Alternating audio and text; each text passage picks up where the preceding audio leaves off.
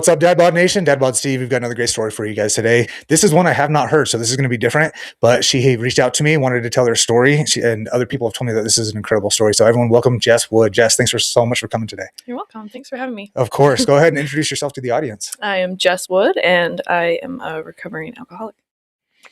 There we go. There we go. Said that right out. Right out. So you reached out to me, and we wanted to talk about your story and stuff. And so I haven't heard anything. Yeah. But let's go ahead. Tell the audience who Jess Wood is. Like, where did you grow up? What was life like as you were younger? And then we'll kind of go from there. Yeah. I grew up here in Utah County, Orem, Utah. My parents actually still live in the same house that I grew up in. So does my mom in Orem. Yep. Really? Yep. That's crazy. What school did you go to? I went all over. I went to Timpanogos and Mountain View. Okay. So you skipped the righteous school. Mm-hmm. I get it. Okay. I graduated from Orem, so. Gotcha. Yeah, I just went right in between. There you go.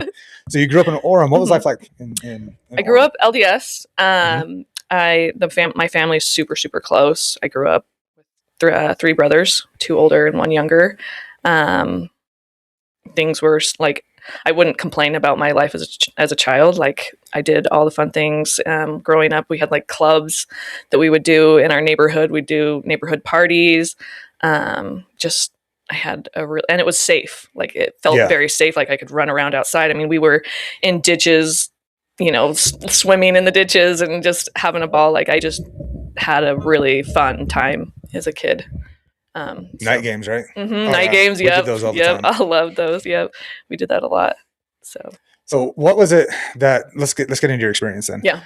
You said you're a recovering alcoholic. Mm-hmm. And I didn't even know that because we just barely started talking on Facebook. What was it that got you to start drinking alcohol? Like, what was your first experience? And then how did it kind of start rolling from there? Yeah. So, it's a kind of I say crazy story, but I always was seeking out, like, I had a hard time because obviously when I grew up, I went to the same elementary school, then I went to junior high. Going to junior high, I just always felt like out of place. And I remember specifically then in like 6th grade and even 7th grade, just not connecting with people, not getting along. And I thought, okay, well, maybe I'll just move up a couple grades. Mm-hmm. My brothers, I was always super close with my brother who's 2 years older than me. So I thought, I'll just hang out with people like him. I got along. I felt like more mature than kids around my age. So I started hanging out with just older people. My cousin, like I said, I was super close with my family. My cousin was like my best friend, and her parents got divorced. She moved into an apartment right by a UVU, and me and her would hang out a lot. And being there in that neighborhood, there'd be college students walking back and forth everywhere, and they'd be like, "Hey!" Then I just looked older than what I was, and so they'd be like, "Hey, why don't you come over to a party?" And I was like, "Hey, why not?" I just wanted to have that, like, I just one up, I guess, with some of the kids in school and stuff. So I got invited to a couple college parties. I'd see like the interaction of like alcohol and drinking, and it fascinated me, but I was like studying the people of what would happen. And I didn't drink a whole lot. I didn't drink at all until this one night. I had a guy who invited me back to the room, and I thought he was cute. I just really wanted to get like, to know him personally or whatever. And he's a college student. Mm-hmm. And how old are you? Student. I was 15. Oh, did he know you were 15? No. Okay. No, he didn't. And so I was just playing it off like I was just I wanted to be cool, and be with this crowd. And there was a couple of girls I remember being at this party that I had worked with, because I worked at this like stand at, I think it was down in Vineyard at a soccer place. And so I would just go and hang out down there, and I noticed these girls there. And so I was like, oh, they're going to recognize me. I'm going to like be cool with these girls. And then I'll be like somehow better at school or something. I don't know what it was, but, anyway, so this guy invites me in and totally takes advantage of me. Like, I didn't see it coming. And to be honest, I don't even really recall a whole lot from that moment. Mm-hmm. Like, I just remember, not just, I guess the feeling was like, I know my mom's going to be pissed. I thought I had done something bad, mm-hmm. And so it was like this bad feeling, this bad thought. And I remember walking out of the room and just feeling like dirty, disgusting. And then as I looked around the room, the people were drinking. I was like, they're having fun. That looks like it'll help me. Yeah. And so I just went to the freezer, grabbed a bottle, and I just remember looking up at the bottle from the bottom and just drank it. And that instant like rush of like burning and whatever, it was like that, whatever that feeling was that was in that room was gone. Yeah. The numbing. Mm-hmm. Instantly just took it all away. And that was my first drink. And then I remember waking up that morning and it was just like a painful experience, like of just waking up and being like, wow, not only did I do something horrible, like against the church, to my family, I drank too, and that's even worse, and so it was just like that day, I remember telling myself that morning, I will never tell a soul. And Yeah. so for years, I didn't say anything to anybody. That was kind of the culture, though, right? That was back then. It was a shame culture. Oh yeah, because I grew up in that culture too, Yep, right? Orem, Yep. and so it was definitely a shame culture where you didn't want to tell someone because you didn't want to be told off, right? And back then, it wasn't the how do I say it? It wasn't a discussion. Yeah, no. It was you got chewed out. Yep, you right? got chewed out. It was something you did. Yeah, it was your fault, or like that's. I guess that's what I had put on myself too. Was like it was my fault. I did something wrong. Yeah. Whether it was just walking into that room, I didn't know. Yeah, why'd you put yourself in this situation? Yes, Yeah, that was the I was attitude at back that then. party, right? So it was like it was my fault. So yeah, I know that feeling. Yeah. Definitely. So you drank that first time, Mhm. right? And sometimes, there's some people who can say, oh yeah, I tried it. I didn't like it or this or that. What kept you going and doing it? Like, was it right away? You were just like, hey, this makes me feel better. I'm just going to keep doing it. Or was it kind of a slow progression in your life? Looking back, I feel like it was slow, but it wasn't. Like it was like I turned it to like I need to seek this out because I need to feel better. Yeah. Like I didn't like living with that lie. I didn't like being dishonest with my parents. I didn't like being dishonest with myself ultimately, but I didn't know that at the time. Yeah. Right. It was just like I was dishonest with everybody else, but I had to keep with the lie. So the alcohol helped me just like numb out and not feel anything and not remember, because I didn't want to remember what happened that night. Yeah. Oh, of course. Understandable. Yeah. How did you get your alcohol too then? Was it just with friends? Was it parents? Strictly with that college life, that setting over by my cousin's house. Was like, I could ask this guy, I could ask this guy. That group of friends grew more and more to people surrounding. Like I would end up going, I just literally walk down the street. A guy would be like, hey, and I'm like, hey, I need alcohol. And they're like, all right, let's go. And it was a really weird place because I also was getting what I wanted from someone in return for nothing. Just, I guess, the way that I looked.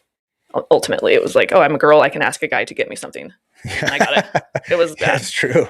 But yeah, I totally took advantage of it at the time. So, and it worked. Like I was drinking probably right around like a year or two. Like, and it was just maybe on the weekends a little bit, but right when I hit 10th grade, right when I went to Timpanogos, it was getting really bad. Like I was sneaking out. I had a boyfriend who was a college student. He ended up finding out like, oh, you're not 15, or you are 15. Yeah. As I hit that. Yeah, you're good. And he was like, I don't care at this point. I love you. And it was like, oh my gosh, like looking back at that, I'm like, ew, what were you thinking? But yeah, that I was just enthralled in it. Like people ended up at school being like, oh my gosh, Jessica knows these college students and she's going out and doing this. Like she must be like, what's she doing? I don't know. It was a weird experience and time, but it gradually started getting more. I started missing school. And I started seeing myself like slipping, like not connecting with a lot of my friends growing up. It was like, they almost didn't want to be around me because I was out of control. Like they were like, this is weird. Jessica's like not coming to school. She's not hanging out with us anymore. She's got better friends or whatever. And my better friends were the people that would get me alcohol. From that, I switched schools because I was like, maybe I'll just switch schools and change who I am, right? Yeah. Like stop going to Timpanogos because everybody knows me. Everybody knows who I am, what I've done. So I'm going to just go to Mountain View, which is only like, 2 miles away from They're all right next to each other, basically. Yeah, right, exactly. But it was like back then, and not like today, where it's like, I feel like back then you didn't know a whole lot of people. You'd see them maybe at football games, maybe here and there, but you wouldn't like mingle like you did but here in a way of like the social media aspect of like, yeah, my son, it was like, oh my gosh, he knows like everybody. Whereas like if I go to Mountain View, nobody would know who I am. So I can totally change who I am. So I went there. I started doing a little better. I wasn't trying to connect with a whole lot of people that were in the drinking crowd, but man, I could like point them out. I was like, oh yeah, this guy, these people, those people. And slowly but surely I felt more comfortable with those guys. And again, I was seeking out like, oh, I just want a comfort in a man. And so I got a boyfriend there, and he would have like weird little, I guess, behaviors that I was like, what is up with this guy? Like he's either super tired or he's like super hyper. and I didn't know what was going on. And then I come to find out he was addicted to coke and heroin. Mm-hmm. And this is when I'm 16 and we're drinking, so I'm seeing him do other behaviors and stuff like that. I'm like, this guy's on something else. What is it? And then when I found that out, I was like, dude, I cannot hang out with you. Like, I'm not, no way. And so I'm like, we break up. But then he is like, no, I'll quit for you. And I was like, oh my gosh, that's so amazing, right? He loves me. Yeah. And so then we get back together, and this is all within like a month, whatever. It's silly. But we get back together. I'm drinking. He has to go somewhere, and one of his best friends hits on me or whatever and like kisses me or something. And this is all when we're drinking. So I'm like, oh, it didn't really happen. But his friend tells him, and he's pissed. He's like, I'm breaking up with you. And I was so distraught. I remember being so sad, being like, my life is over, right? But then the best friend goes, hey, if you want him back, you got to do coke and heroin with him. And I was literally like, okay, done. And so I remember being in this nasty ass trailer that was at this guy's house. It was his best friend. And he sets it down. And he's like, he'll do it. And he'll think you're cooler and want to be with you. And so I did it. And I just remember being like, what was that? Like, that felt better than the drink. It felt better than, what I was doing day to day of my own life. It was filling that hole deep within me that I would just wanted to belong somewhere. And that took off running. Like, I ended up, one, getting back with that boy. And then two, it was like, they would always suggest like, hey, you're the girl, you can steal clothes from Nordstrom's, you can steal things from the stores and return them, and then we get money. I mean, I would literally go to Nordstrom's and put like 6 pairs of pants on me and then put them over my pants, go outside, take them all off, return them that day, like all 4 of them, and they'd all be like $120 pairs of pants, and they'd give cash back. Yeah. And so I got the cash, and we'd go up to Salt Lake, and we'd come back and do all of it within that day, and it was just like nonstop. And my life got really, really bad, to the point where it was like my parents were so worried. I was, again, not going to school, not doing anything. I was drinking at school. I'd fill up a foam cup and go to school. I'd be like in class, and I'd go downstairs, sniff a line of coke, come back up. It was bad. Like, it was scary. I was hanging out with the wrong people. I was blacking out at this point, drinking. I'd end up places I had no idea where I'd end up. Yeah. From one side of Orem to the other side. Like, luckily, I don't know how. I do feel like there were some friends that I did have that kept me somewhat safe, but man, I could have ended up in some really that's a dangerous situation to be in, for sure. And this is all at 16 years old. Yeah, that's young. So, and then my parents come to me one day, and I'm just like super distraught, not happy, just sucking with life because, one, I didn't have any. Mm-hmm. And so they caught me at a perfect time of like hopeless, depressed, and didn't have my drugs, didn't have any alcohol. And they said, hey, we got an idea for you. Do you want to go to Arizona and go to this wilderness program? And I'm like, they're like, you get to go hike. They kind of presented it to like, it was like this flowery like experience, right? And I'm like, yeah. And if people know wilderness programs, that's not how it is. No, no, it is not. But at least they asked you and didn't have someone just come and handcuff you and take you, right? No. Oh yeah, dude. I've heard those stories, and I had people that I was with there that had that experience, and it didn't turn out well for them. For me, because I had the decision and I had a choice somewhat, like, I did have a good experience. I'm like probably the far and few between that did have a good experience. I did end up going. It was in the middle of the summer, super hot in Arizona, like 120 degrees. And we have to like wear clothes. Like, we couldn't just like and walk in a bra or whatever. It was like, we had to wear a whole suit, put on a backpack, carry everything on us. I think we hiked like 150, 180 miles within an 8-week period. I got super fit. I learned kind of like healthy boundaries with food. Cause like before it was like, I didn't really struggle too much with, food in that way. I didn't know what I was taking in. I would watch my mom a little bit with like, she'd always like be super body conscious or whatever. And I'd pick up on a little bit of things, which is what another thing I'm getting into my story with is, I lost that weight, a little bit of weight. I got fit because I was hiking a bunch, eating just very little calories. And when I came back, one, well, I looked good, but I also came back and I was scared to death. Like I was scared to death to come back home because I was like, man, I'm going to go right back to the same thing. I know it. I could feel it. I could see it. It was like inevitable, but I was like, please don't make me go back home, you know? And they're like, no, I don't know where else you'd go. While I was out there, my grandpa they lived out there actually. So I got to see him right before I went in. He was diagnosed with congestive heart failure. They said he had 6 months to live.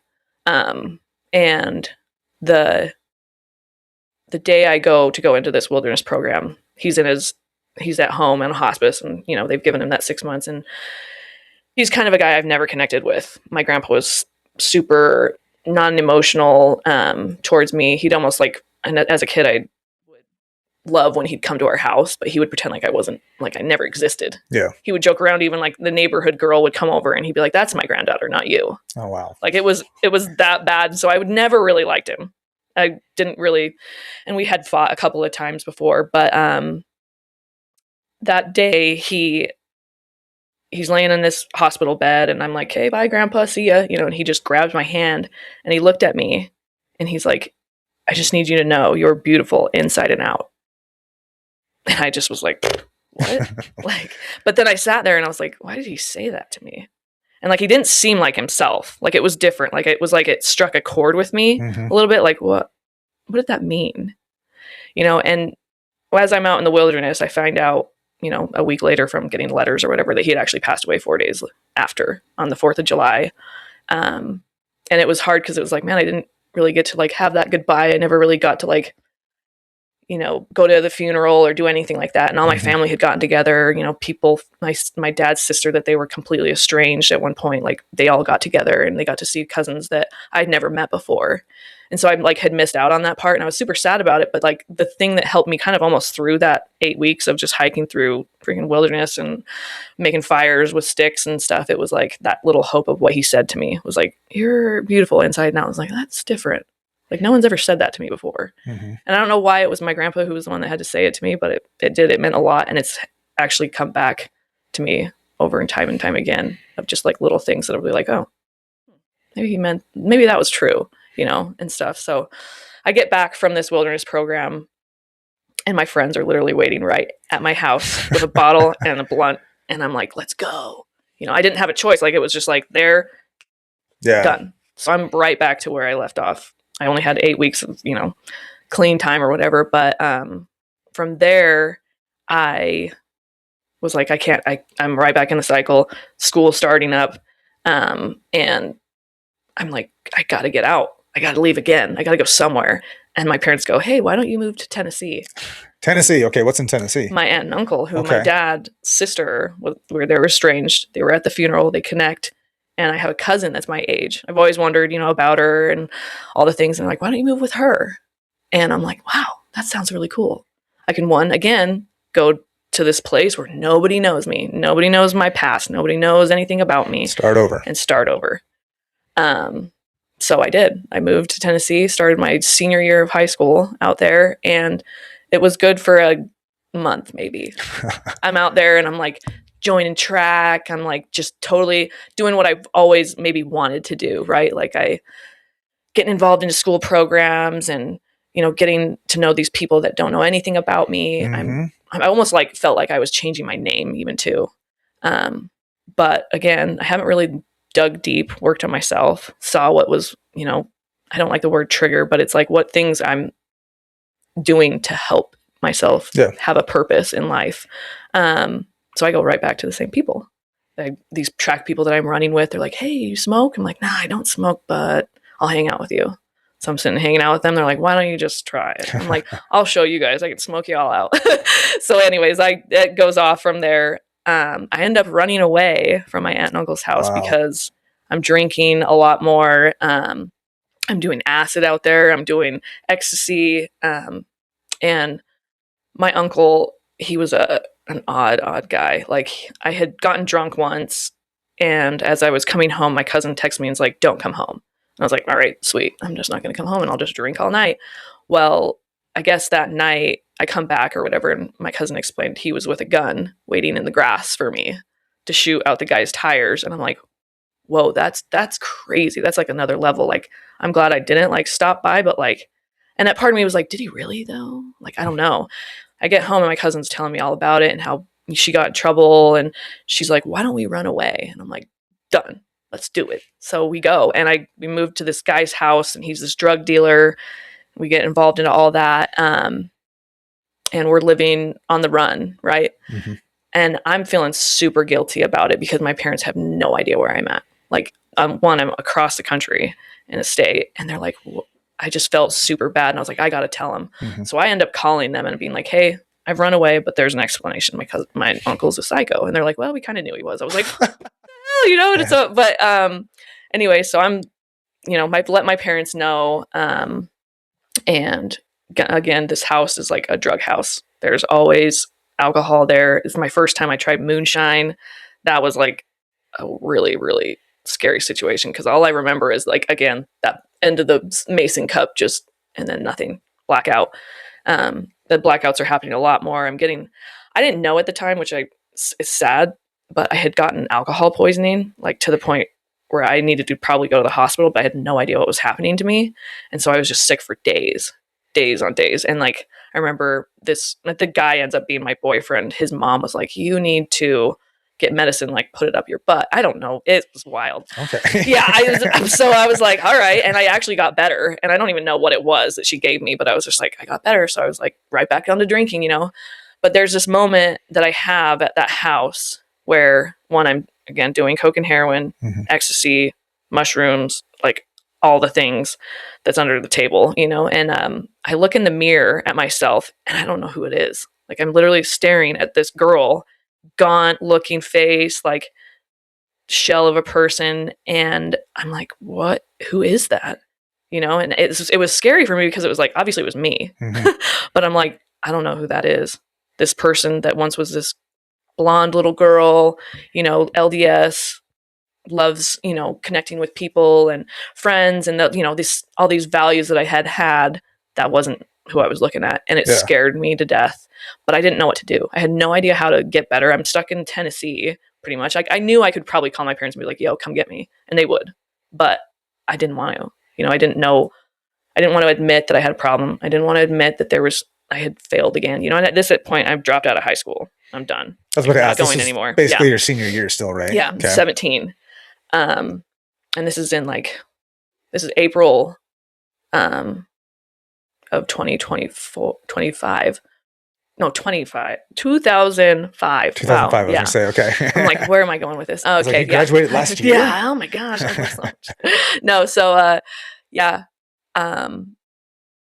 Like, again, I'm at this point of just like not knowing what to do. And I wake up one morning and I'm feeling like different. Like my body's weird. And I'm just like, man, I'm doing too much drugs or something. Like something's up with me. And then my boyfriend goes, you haven't had your period. And I was like, oh, wait, what? And I'm like, I don't know when it was. I don't know. I really don't know. I can't remember. And I'm like, was it like last month? Was it the month before? Like, I don't know. So I go buy like 6 different, I don't know why you have to buy 6 different pregnancy tests to like figure out if you're not or you are. You want that confirmation. Yeah, right? I'm like, I need to know if officially. Anyways, well, it comes back, I'm pregnant. And I'm like, life is about to get real different.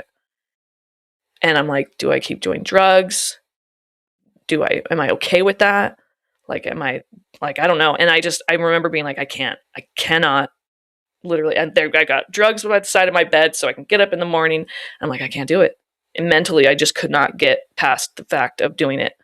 I'm not shaming anybody that has done it. It's, you know, their own vice. But for me, it was like, I just couldn't. Yeah. And I was sick. I got real sick. I thought it was just morning sickness. Looking back, I'm like, no, I was coming off a lot of drugs. Yeah, you went off cold turkey, right? Cold turkey. That's not easy to do. No. And maybe it was me being just young. Like my body could recuperate better, but I don't know. But so I get sober. I call my parents up that month and I'm like, yeah, I'm pregnant. My mom's like, I knew it. I was like, of course, moms are always like that, right? Mother's intuition. Yeah. And so I'm like, I got to do something with my life. Like I had broke my ankle. That relationship was super abusive, by the way. It was not, I mean, with any drugs or whatever, I think any time you probably do have some mix of things, but we were angry. I never hit him, but he would hit me. I had fallen down the stairs once, broke my ankle. and tore my ligament. I had to be in a boot for a while. So it was like all that added up to this one moment. I find out I'm pregnant. I'm in a boot. I can't go to school. I'm not in school, and I'm just sitting watching this TV, and I'm like so bored. And I'm like, I got to do something with my life. I got to get back to school. I got to graduate. Like I've got to like somehow provide for this child.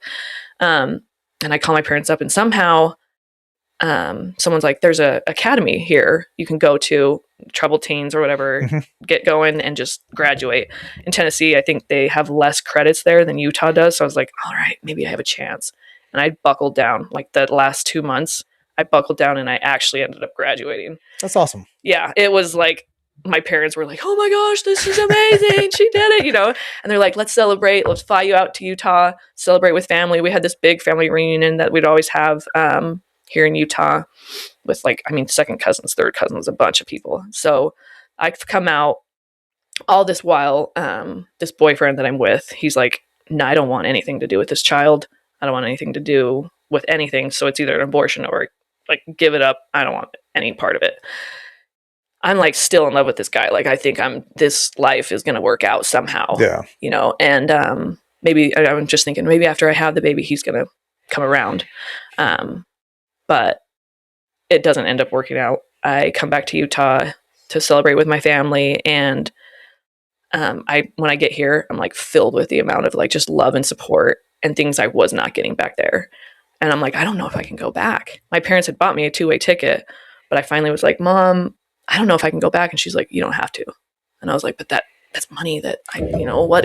She's like, no, it doesn't matter. Don't go back. And I was just like, okay. She's probably pretty happy about that too. Yeah. And in this time while I'm pregnant, we're getting really, really close. There's, you know, just things that I'm going through in my body that she's like supporting me with, like, hey, this is what's going on. This is why you're so sick. You know, this is what you got to do. And I just felt super loved by her and all like just all around. And while this is happening too, my dad is in the military and he gets called overseas to the Philippines. And he's in the special forces. So what's secret about his line of work, I guess, is like sometimes we don't know where he's going, when he's going. Yeah. We just know he's going. And so I didn't know at the time he was going to the Philippines until it was like he was already over there. And he goes for a whole year. It's not like 3 months, 6 months. It's a whole year. Yeah. And so he's gone pretty much the whole time I'm pregnant. Oh, it was the whole time I was pregnant and even a little bit after because he met my son around when he was like 3 or 4 months. So I'm getting close with my mom. That's all I have.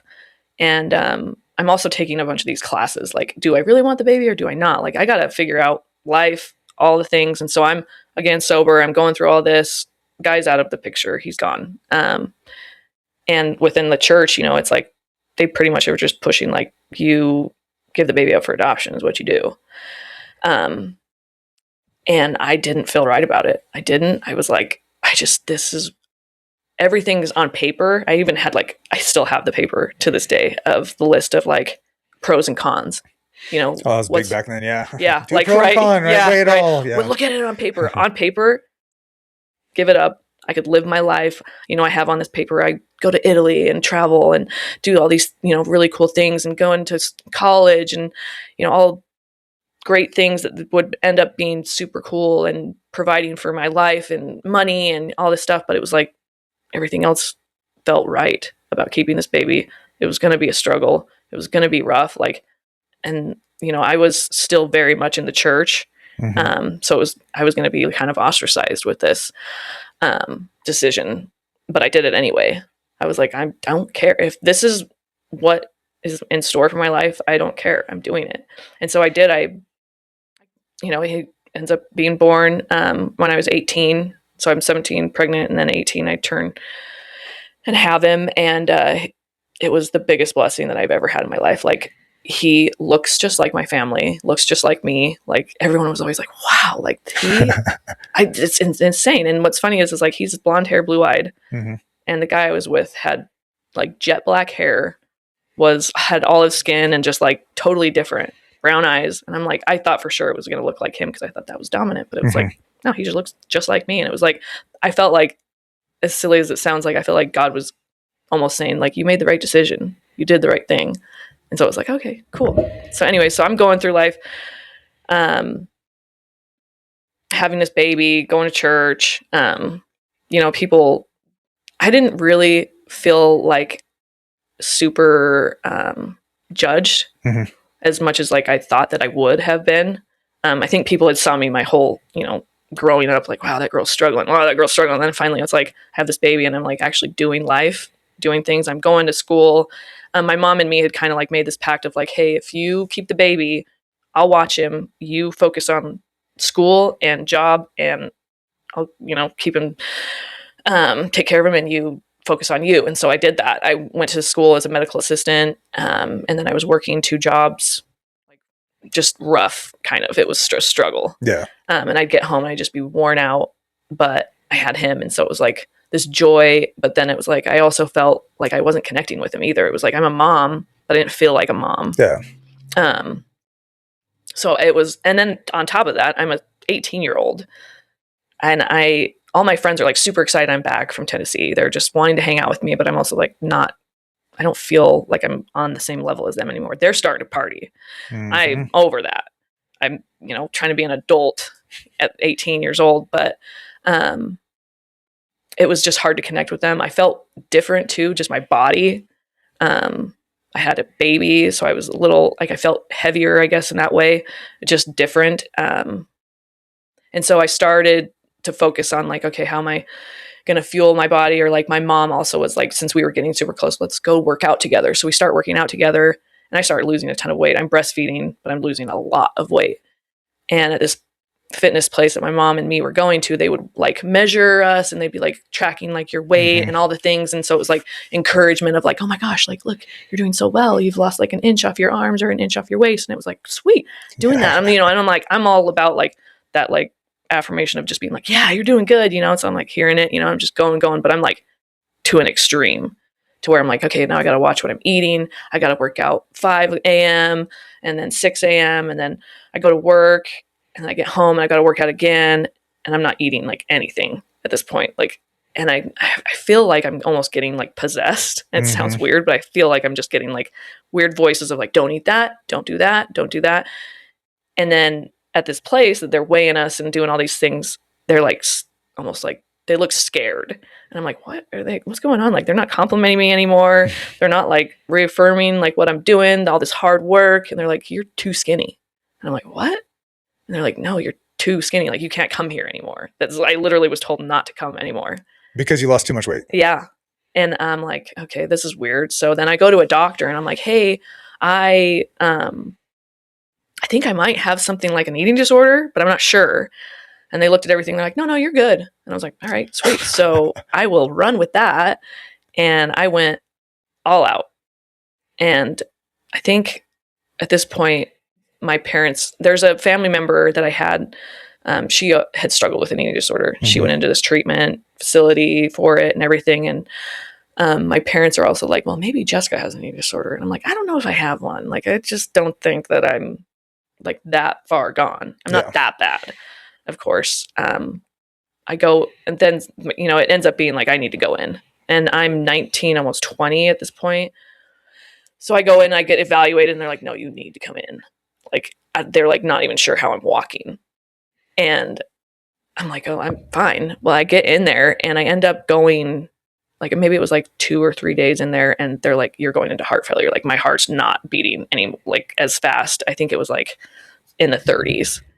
And I'm like sitting, just being, regular. And so I go into the hospital, and I have to go into the heart place up at the Utah Valley. I have to stay there overnight. And they're feeding me through a feeding tube at this point. And they're like, this is scary. And I'm like, oh my gosh, like, I got a problem, I think. Did they officially diagnose you with anorexia or? Okay. Yeah. So I end up being in this treatment place for about a month, but insurance is weird with eating disorders. Insurance is weird, period. Yeah. With eating disorders, it's even more. Like, you go in and you have to be super, super sick to be able to be covered. For one, they don't really cover you very well. My parents had to take out a mortgage for me to be able to even just go there. And so it was a huge sacrifice to go in there. But while I'm in there, I'm getting help, I'm getting what's needed or whatever. I'm getting fuel for my body and gaining weight. But I get better pretty quick. My heart starts beating better. My lungs are going. I'm like walking more. And insurance goes, you're done. And I'm like, okay, well, what do I do now? So Yeah. I'm just sent home. But I'm also sent home because there's a doctor there that's like, well, you're diagnosed not only with an eating disorder, but you're diagnosed with anxiety. I'm like, oh, okay. I didn't know I had anxiety. Like, what's this about?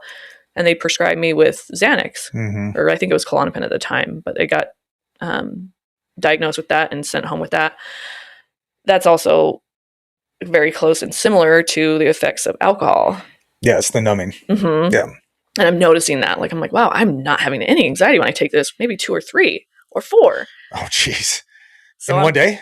Yeah. Oh, wow. Yeah. So I'm like, and it's building up. Like, for it, obviously in treatment, I'm only taking like 1 or 2 or whatever, but it's like, oh, I have anxiety. Oh my gosh, I feel scared. Boop, pop one. Boop, Yeah. pop one, you know? And I work at this doctor's office, and I also am learning how to call in prescriptions. I am able to do that. Not with pain pills. You have to have the script, right? You have to have it written out with one. And this is like that pandemic time too, of like, you know, there's, I guess it's not really, it's after that a little bit, but it was still super popular with pain meds. I don't like pain pills. I don't like that at all. Like, I, for some reason, never did that. Yeah. I always went, you know, I just went straight to heroin before. But with this and my anxiety, I'm like, I can call this stuff in. I can see this doctor, work for this doctor, and call it in with their name and pick it up. You don't have to have anything. And so I would do that because I was going through it so fast. And then I get to the point where I'm also hanging out with more people that are doing these kind of things. And this guy is like, oh, you know, you can sell your Xanax. And I was like, oh, I didn't know that. I was like, that's sweet. I'll do that. Because they're worth like, I don't even remember, but I could sell one for like 20 sometimes. And so at the time I was like, all right, let's do that. So I was doing that. And this friend of mine is drinking, but I'm like, I'm not drinking. I won't do that. I'm going to be sober and not drink. But I end up somehow drinking that night. And that night I end up in Salt Lake doing coke and heroin. And I'm like, how the hell did that happen? Just took you right back. Oh yeah. Like, and it scared me. I lost my job. This job was like a great job. I had great pay, good insurance. And it was like, it was an overall good career. Yeah. And I could have been really going far in my life. I feel like I could see a good career with it, but I lost my job with it. And I was like, man, life is just sucking. I can't believe it. In one day, I lose everything. And I got super depressed. And I remember my mom being like, you need to go into a treatment. I'm like, I can't. I have a baby. I don't want to do this again. Like, I don't want to go and leave. It's just not something I wanted to do. Well, there's a place here in Utah that takes moms that you can also have your kids at. And I'm like, I'll do that. That seems like something doable because I can spend time with my son. He's in this daycare while I'm doing, you know, these treatment things. And they can also help me with my eating disorder because that's what they had said too. And so I was like, awesome, because I was still struggling with this. But again, I'm meeting these girls in there, and they're, you know, just this one girl in particular. She's just like, hey, we can still hang out and do this stuff, but still do treatment. Because I wasn't required to be there. I was just there because I needed my mom to get off my back and just, you know, she was threatening to take my son away at this point. She was like, this is out of control. Like, you either have to leave here, whatever, like, I'm going to take custody of him. And I was like, I can't do that. No. Yeah. And so, but there's this one particular night I remember, me and this girl go to her house, and she's like, hey, let's have a sleepover or whatever, but we're going to take a bunch of these pills. And I don't even know what I'm taking at this point. Like, we're drinking, I take a bunch of these pills, and I end up ODing. I don't really recall a whole lot of this. And what pains me about it was the situation that I'm lucky that I'm still here today. Yeah. But the fact that this happens, I think, to a lot of people, that they don't survive. But they leave me on my doorstep. Her dad literally drives me, and he's a prominent guy around this area. And so I'm literally always telling people, don't go to that business. But I'm really pretty sad about it because they just left me there on my doorstep for my mom to find me. And by the grace of God, she's at church at this point, and she gets a feeling like, oh my gosh, I got to go home. And when she goes home at that time, I'm just on the doorstep, practically dead. And there's paramedics come, they, you know, help me out. I don't know. I'm like in this coma. I don't even wake up for another like good 30 hours. but they were watching my heart rate. They were watching things, and they're like, okay, she's finally like on the mend. And I come out of it, and I'm like, I don't even know what happened. And it was scary. And I was like, man, this is bad. Like, I'm so like, my life is just not well. I'm not doing good. But I get kicked out of this treatment place because they're like, you're not doing good things, and you're not doing the program. And so, but I'm also get involved with another guy. He's doing coke and heroin. I start doing that more and more. And then again, I have that whole scary situation where I'm practically dead on my doorstep, but that doesn't stop me. I decide I'm still going to do coke and heroin because it's just, I don't know another way out. And so I'm doing that. Again, I get presented. My parents are like, I remember my dad being like, you're going to die because I'm having my eating disorder. I'm not eating. I'm doing coke and heroin. I'm drinking. And it's just this cycle. I'm not going home a whole lot. My son's, 2 and 3 and just not seeing me a whole lot. And I remember my mom saying to me, she would come and check on me at night whenever I just finally run out of drugs, run out of whatever. I'd come home, refuel. And she said that she was worried that I would just die and I'd be sleeping by my son. And it sucks to like hear that kind of stuff because it was like, I didn't know I was like going to be harming somebody else. Yeah. I was only thinking about myself at this point. And, but my dad had gone through all these insurance things and he's like, she needs to go to treatment again. And again, I'm like, all right, they catch me at a good time. I'm like, fine. And it happens to be in Arizona. Okay. Yeah. You're loving the Arizona. Right. I know. I'm like, well, go back to Arizona for again. This place is an eating disorder treatment, but it's also dual diagnosed with, alcohol, drugs, the addiction and stuff. And this is where I'm introduced into like a 12-step program. I go to AA every day. They have like Codependence Anonymous. They have all these meetings that are in this program. And I'm like, I really thrive on that. Like, I love it. I love that program. And I'm gaining traction of like figuring out like what it is that I'm doing with my life. This trouble that I'm always going back to, going. And it ends up being a really good program. I really liked it. And, but I before I go back to the fact that when I go into this treatment place, I'm 80 pounds. And my son, I'm not even really close with. I don't have a connection with him. But as I'm going into this treatment, I look back and I'm like trying to get any excuse to not go, even though my body is there. I'm literally in Arizona. I've been going there. I'm doing coke and heroin like on the drive there as my parents are taking me. And I remember telling my son like, oh, mommy's got to go. And like, I'm hoping he's just going to be like, no, mommy, no. And I'm like, okay, I can't go because he doesn't want me to go. Yeah. Well, it was like, no, he did not care. He was literally like, bye, see ya. And he's like 4 at this point. I'm like, he didn't even like want to say goodbye to me. Like he didn't even like pull at me to like cry and nothing. And I was like, wow, that really like was an eye-opening experience for me to like have that.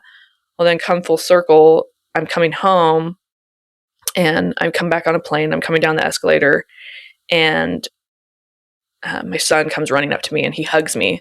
And I'm like, just, so excited. I'm crying. And then he pulls me back and he looks at my face and he's like, this is the right mom.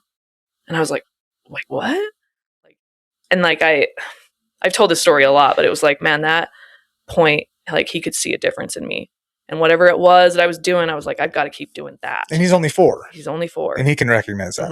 That is amazing. Yeah. And it was like, so I'm like, I'm going to stick with this program. I've woken up 6:30 in the morning every morning to go to this AA meeting. I'm going to find a meeting here in Utah and I'm just going to go to it. So I find the 6:30 morning meeting and I'm sticking to it. I'm going to it.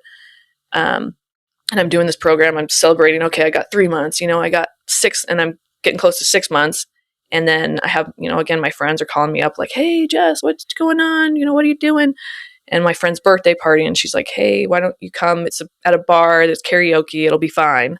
And I'm like, I think I'm good, right? Like I'm in this program. I'm going to pick up my 6 months soon. I'll go to this party for my friend. It'll be fine.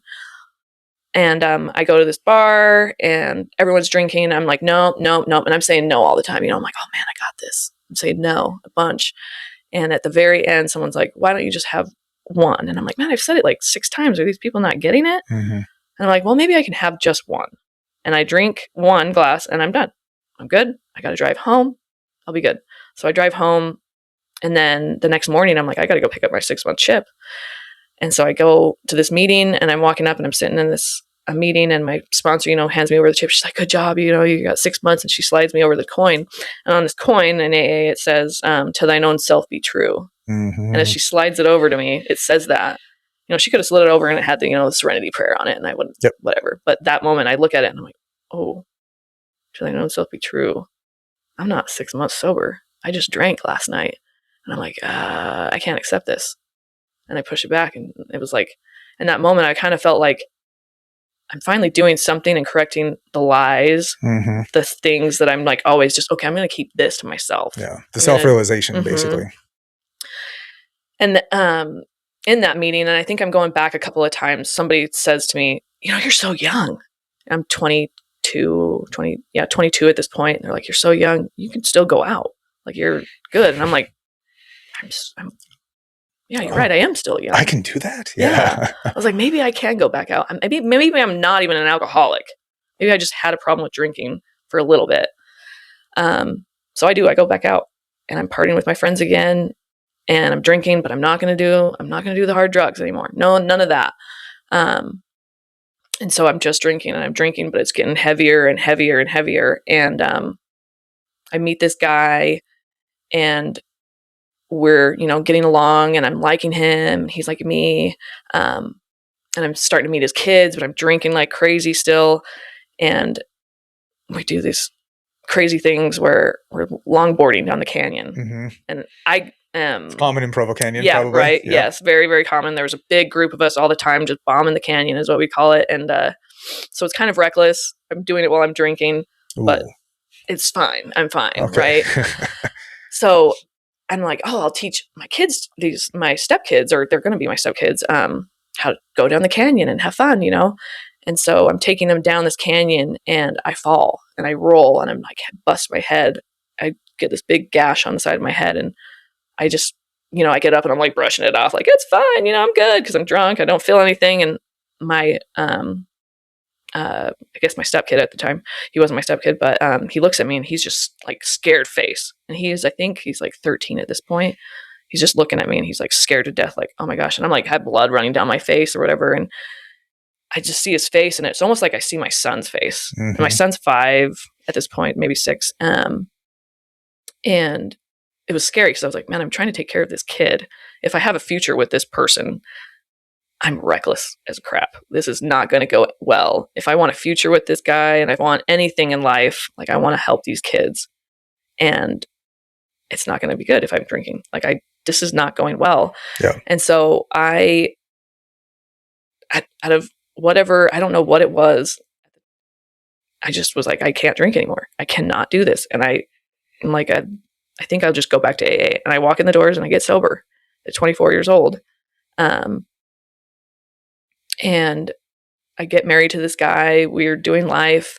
And I stay sober for 13 years, almost 13 years. Congrats on that. That like is good. Like I went through a lot during this point. Like, I was going to AA. I'm immersed in the program. I'm going through a lot. Like, my husband at the time, his sister, drinks a lot, and he's also an addict too. He doesn't really ever get sober the whole time I'm sober. I work at this treatment center. I have 2 jobs. He's also doing his job, but I'm taking care of the kids. Getting married, I have my son, and then his 3 kids. And so it's like instant family, like right away. And I'm all for it. Like, I'm like, yes, I'm doing this, and, but my husband is struggling, a lot. And I did not know at the time, like, how bad it was that he was struggling. And this is, going back to like before we were married. We dated for a year. I didn't want to get married right away, because I wanted to have the kids ready for it. So we were all like super slow about it. But I say my wedding day was like the worst and best day of my life, because one, it was like super nice because I had a wedding dress. It was beautiful. Everyone was celebrating like me and him together. We were up in the canyon, Provo. Like, it's just, I love that canyon. But it's also the worst day because I was alone. Like, I felt completely alone on that day. He was shooting up heroin over in the bathrooms, completely gone the whole time. You know how like you have usually like a line or like people coming to congratulate you. I was standing there alone. Oh, wow. And even that night, I remember it got cold because it was in September, and I'm sitting by myself in this wedding dress, and I'm like crying. And my brother comes up to me and he's like, "What the heck is going on?" And I'm like, I don't know if this is the right thing to do. Like, I wanted so much for him to get what I had because I had gotten sober. I had done the program. Like, I'm involved in this, like, and it was all by the grace of people's love for me. Yeah. Right. Like a sponsor that cared about me when I didn't care about myself at all. And I just wanted him to have that. And I thought if I could just love him enough, he would get it. And so that's the reason I was like, if I just marry him, he'll know I love him. He'll know the commitment is real. And I even was like, I'll get him into treatment. So I get him into treatment even 2 weeks after we get married. And it was like crazy because we get married and then his kids are just like full-time pretty much over at my house too. Because their mom is also struggling a little bit with drinking. And so I'm just taking all of them on. It was a hard time. And then, he gets maybe a couple of months. I get pregnant. I have my son, Jackson. He changes like the whole dynamic of our family, like adds this, connection with the stepkids to my son. And we're all just like one big unit. But again, my husband's just struggling a lot. His sister also struggles with drinking. And it was in 2016. I was working at a treatment center and I'm getting this passion to like, I'm staying sober. I'm wanting to help people. I'm working in a treatment center and, my sister-in-law's roommate calls me up and is like, "Hey, like you got to come and get her. She's bad off. She's either coming home in a body bag or she's dying here." And I was like, "Oh, that's bad," but none of his family like is able to or wants to. His mom's in a home, my mother-in-law, and the dad's working too much, and my husband can't go out because he's struggling with his own stuff. And I'm like, I'm going out there. This is going to be like an intervention. Where does she live? This in Atlanta, okay, Georgia, and so I'm like, I'm going to go out there. I'm going to do this, and I'm feeling empowered. And I remember before I set out to go, I was like, I'm praying about this. I'm just going to take like God with me, and I fly out there. I get in contact with one of her friends. I meet with her and we kind of get this game plan. Like, okay, if she, fights us on this, I'm just going to get her out to treatment. I'm connecting with somebody here. It's going to get her in treatment. But first she's got to go to the hospital and get like, evaluated. Well, I go see her and she's like way worse than what I thought. Like to the point, her hair is completely matted behind her. She's pooping and defecating like on her bed. She doesn't even recognize me when I walk in the room. Like she's wet brain. I don't know if you know the term of that, but it's like, yeah, we call it fried before, right? Same thing. Where your brain is just totally in a different level. Gone. And what's crazy about it is she's not even drunk. She's not even been drinking, but she reeks of alcohol. Like her skin is yellow. Like it is so bad. And I was like, oh my gosh, like I don't know if I can get her on the plane. Like I have a plane ticket. I have my ticket. We can go and get on the plane and be here, but I don't know if she can make it. She's like death's door kind of a thing. Well, I just remember loading everything up and I get this feeling like, get her on the plane, get her here, and at least she's going to be with family, But if I get her to a hospital there, she's going to maybe possibly die there alone. And I have a plane ticket to get home. Like there's just too many factors. And so I'm just like, I'm literally just going with whatever God has in store. I get on the plane and what's crazy is she's only 4 years older than me. But I'm rolling her through past security and I'm scared to death. Like, cause she's looking pretty bad. She's mumbling. Like I have a hat on her and I'm rolling through security and they're like, "Oh, is this your mom?" Oh, wow. And I'm like, gosh, no, she's not. But like, I'm just going to keep rolling her. I got to get her on a plane, and I get her on this plane. I'm praying this whole way from Atlanta to Salt Lake. Just please keep her alive. And I get back here to Salt Lake and her dad's picking us up and he's like, "Hey, why don't we go to dinner?" I'm like, "Are you kidding me, dude? Like she is dying. Yeah. Like no food, no nothing." We are sent straight to the hospital. We go to the hospital at LDS and she dies within 2 weeks. Oh, that's sad. Yeah, she went into a coma like 2 days after. And that was the first experience I've had of someone passing away, one while sober, but two, like in the room with them as their body shuts off. We pulled the plug because she had been in a coma for a while. They said, the nurses were like, if her body fights back, then we'll, maybe we put it back on and keep her around. But if it doesn't, like, that means it's her time to go. And as soon as they pulled that plug, the term, I just say that, but as soon as that happened, she was gone. Like, it was like the door shut when she left. And then her mom calls me up in that moment. She's like, is she gone? And I said, well, yeah, she is. She says, okay, I heard her laugh. I was like, wow. Yeah. And I'm like, wow, that's crazy. And I didn't even want to be in that room anymore because it didn't feel like she was there anymore. I was just this person that wasn't there. And so I remember leaving, and I just remember crying and being like, wow, like, I did not know that alcohol could do that to a person, like to a 37-year-old woman, and just completely shut down every organ of your body to nothing. And I had came back home. I came back. My husband at this point didn't want to be at the hospital. He's not there with her. And so I think he, like, I can feel in him, like, wow, he's going to regret this for the rest of his life. And it was super sad, but I went into this mode of like, okay, I'm taking over. Like, I planned the funeral. I planned everything, and she's buried out in Kentucky. I planned the funeral out there too. So it was just like everything was, I did her hair and makeup because what was crazy was I didn't want her to look like somebody different. Yeah. I didn't want some stranger to do it either. So it was like an honor and a remembrance to her that she looked like herself. I used her makeup because for everything that I thought, and my hope of everything was that when I got her, she was going to come to the hospital and she was going to go to treatment. So I grabbed everything that I could for her. And when she didn't make it, it was like, I still had the things and stuff for her to honor her. And it was a nice place and a piece for me to be able to give her and myself even like this healing part of like a goodbye. What was crazy was what I didn't know at the time of doing all that, what it was preparing me for. The next year, my mom, one, I get pregnant.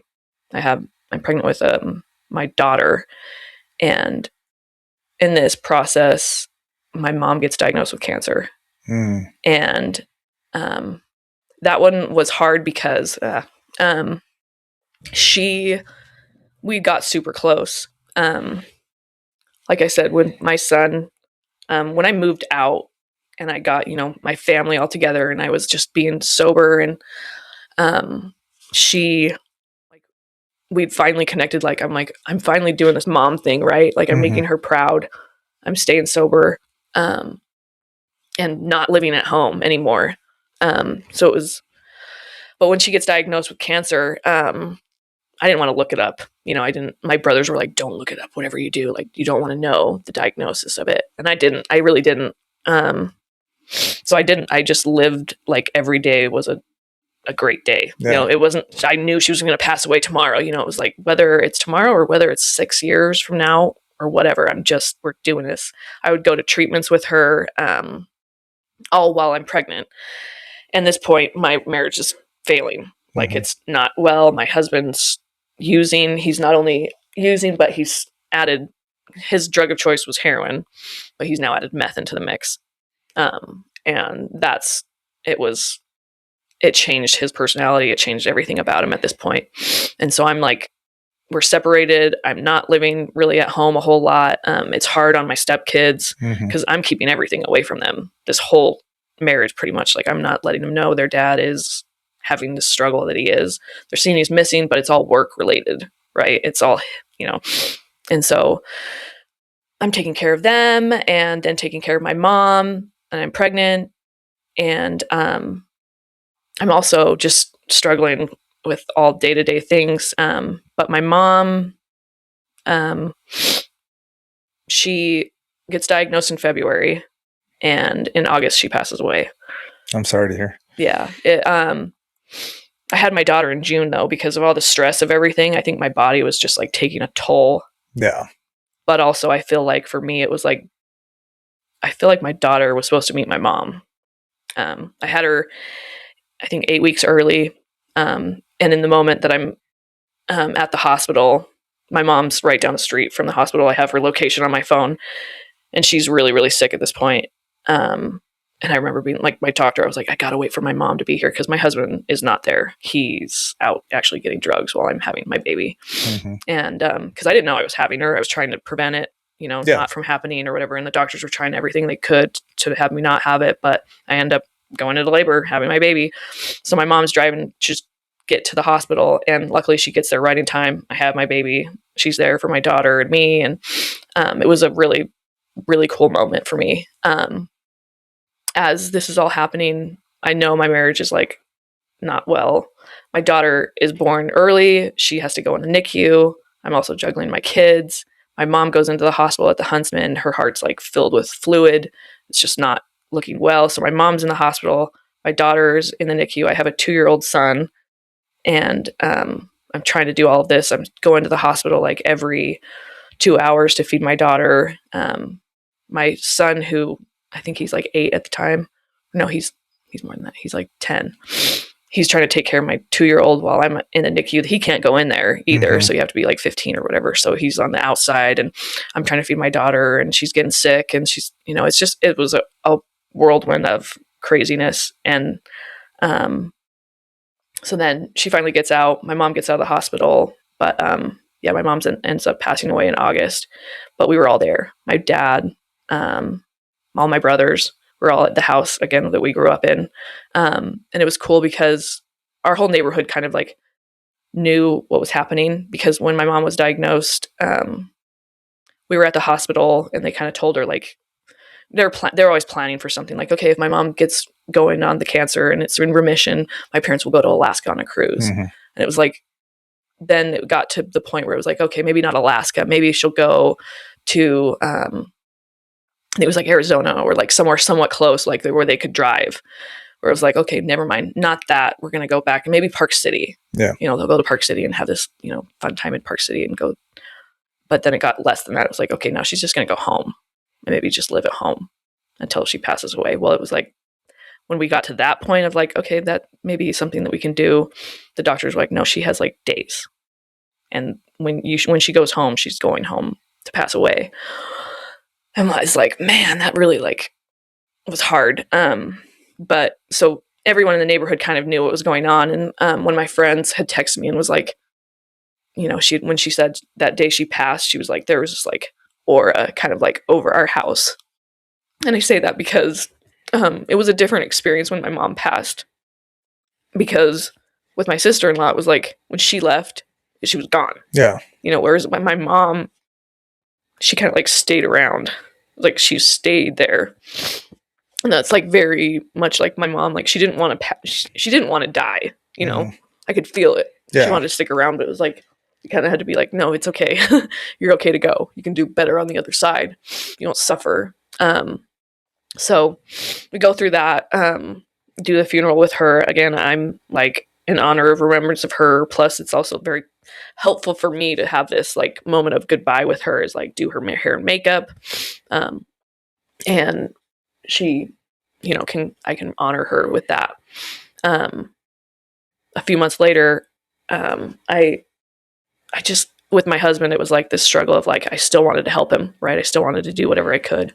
But I'm feeling like I'm almost going crazy with this. Like, I think he's cheating on me. I think he's doing all these things. I'm looking at his phone, like just going nutty. And I'm like, I can't do this anymore. It's driving me insane. I'm probably going to drink. So I have to like be done with it kind of. And I'm like, I don't know what to do of how to end it with him.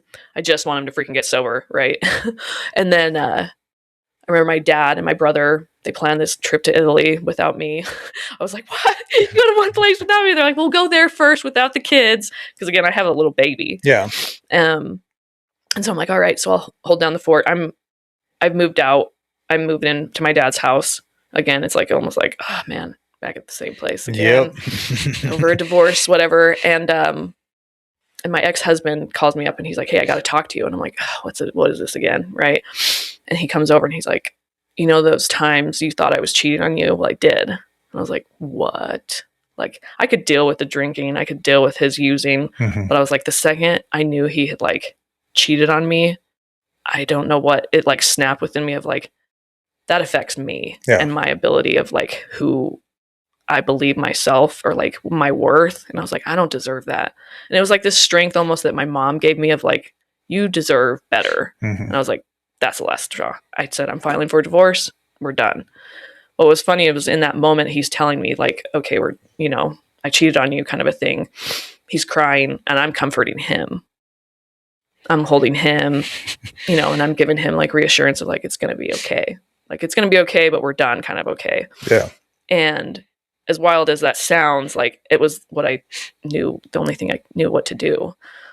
So we get divorced, and I move out. I get my own condo with my dad's help, and I'm living, you know, with my my 3 kids now alone. I'm sober. The 2020 happens, and it gets, you know, it was hard. And what was hard was it was hard with my kids. Like my son was junior high stages. My other son was like almost going to kindergarten. Yeah, he was supposed to be in kindergarten, and we're all just at home. But it was actually like the funnest time. As weird as that sounds, like I love 2020 in the way of like we went traveling to Yellowstone. I went to Atlanta. Like I went to Kentucky, and actually the reason why I went to Kentucky was my husband's mother passes away, and again I have this experience with her where her body's like fighting. And it was funny because she was in an old folks home. And during 2020, it was like, you didn't get to see people at the old folks home. You'd have to see them through a window. Well, I remember being like, get her out of there now because you want to have her home when she passes away and could be with people. Yeah. And I was there with her son, my ex-husband at this point is there, and her husband. And I remember whispering in her ear and saying, you can do more on the other side. You know, you're with your son. Because I felt like she was kind of holding on to this hope of like, I can help him kind of a thing. Or like, if I'm around, maybe he'll get sober. Because at this point we're just done, but I'm still like very immersed with the family. I'm very involved with my stepkids. I consider them my family and my kids. But yeah, so she passes. We're able to do the funeral again. I do her hair and makeup and whatever. And it's a great experience. Again, we're traveling. I'm really getting close with my stepkids in a different way. Like, it's not like I'm this threat anymore. Like, I'm just there to be involved and to help. And it's a good time. Like, I really had a great time, and I'm thriving. Also, when I got divorced, I went into real estate because I was like done with doing treatment. I was like, I take a break from my ex-husband. I'm just done with everything in general. I'm just going to focus on doing something totally different. Yeah. So I get involved in real estate. One, it's a really great time to be involved in real estate in 2020. And so I'm just loving life. I can do all the things with my kids still and be a single mom. And I'm also, again, you know, I think I have almost 9 years sober at this point. Yeah, I had 9 years sober. And then I meet this other guy. And he is a guy I've kind of like heard about within the rooms, within the treatment world. He's, you know, doing interventions and stuff like that. And I've seen him in my neighborhood where I lived. And I was like, oh man, I wonder what he's been doing, you know? And he's like, oh, I'm in, you know, I do interventions or whatever, but I'm divorced now. And I was like, oh, I've always thought he was cute, you know, right? Like, why don't we, you know, like get together? Yeah. And it was funny because it was through Facebook or whatever. I was like, all right, let's, you know, maybe hang out or whatever. And I really, at this point was like this single girl, like not dating. I was just kind of like going around hanging out with everybody. You know, in AA, we have like fight nights that we would watch UFC fights. We'd do conferences up, like we went to Lava Hot Springs once for this big convention and events that we would do. And so I was all over the place, but I was still mom. I was still, you know, loving doing my job and everything like that. But I get involved with this guy, and I'm like, not sure if I really want to get involved because I'm like still loving my single life, still living my mom life or whatever. But he presents with this ability of like things that I want to do, right? I had a passion that I knew for helping people to get into treatment. I had a passion to be sober, right? And I had this passion of like, I want, like, I remember him saying to me, like, an ideal situation, like, what's your goals in life? And I never had been asked that by a man in general, but it was like, oh, I could dream here. And I just like set out to whatever it was that I wanted to do, right? I wanted to speak in elementary schools. I want to go and help girls at the places that I struggled with, of like, just feeling lonely, wanted, and then hopefully save maybe some time, or like at least gives kids, and I say kids or teens, whatever ages it is, of like the heartache and trouble that I had, or if they had been through it and have experienced it, there's a way out. And that's the whole main reason why I wanted to do this podcast, was the fact that it was like, I want someone to be able to hear the struggle, the pain that I've gone through, and then see that there's hope in it. Absolutely. So, anyway, so I'm telling this guy this, and he's like, let's do it. Let's do interventions. You can join me. And I'm like, all right, cool. Like, I love that. And so we start doing interventions. All the while, he has, again, these little like behaviors that I'm like noticing about him. Like, okay, he's super tired at some points. He gets super angry randomly. But then, like, again, we'd probably call red flags. I'm like, but I'm okay with it at this point. Like, I'm good with myself. I'm all right, whatever. And I think at this point, I'm also like, I just want to be with somebody, and I love his kids. I'm again feeling like I'm like this stepmom again, or like a stepmom role. I really like, that. And his family is super loving and all around, like, just welcoming people. And so we get together, we're dating and stuff like that. And I get pregnant. I was not planning on getting pregnant. I wasn't wanting to be pregnant, but I just get pregnant. And like, it just happens like that. No. But anyway, but all the while, this is how, like, and it's pretty quick within our relationship. It's like 6 months of dating. And I'm like, I didn't want to get, not wanting to be pregnant. I'm like, that's not what I wanted, really. Like, but obviously I'm committed. I want to be with him, but he's also like drank at one point, and I'm like, that's not good. I didn't want to be involved with somebody that's drinking, but I'll forgive him this one point. And then I see myself doing that again and again. Like, okay, I'll forgive you with this, or I'll forgive you with that. As our business is growing and thriving and stuff like that. And it's just within us.